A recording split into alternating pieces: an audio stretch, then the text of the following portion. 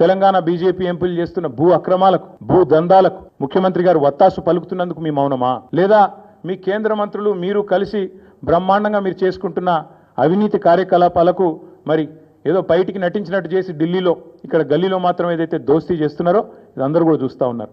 దీనికి నేనేదో ఊరికే ఆరోపణ చేయట్లేదు. ఎందుకు కాంగ్రెస్ మంత్రులను కాపాడే విషయంలో ఎన్ఫోర్స్మెంట్ డైరెక్టరేట్కు, అదేవిధంగా బీజేపీ నాయకత్వానికి ఎందుకు మోహమాటం అడ్డమొస్తున్నది?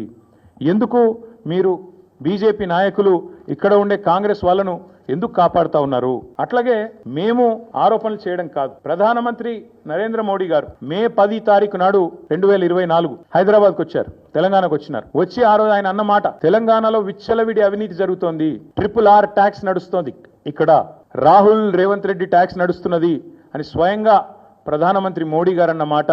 మరి దాని మీద ఇప్పటివరకు మే 11, మొన్ననే మే 11 కూడా అయిపోయింది, వార్షికోత్సవం కూడా అయిపోయింది. ఇప్పటి వరకు అతి లేదు, గతి లేదు. ఇప్పటి వరకు ఒక్క అడుగు ముంగట పడ్డది లేదు.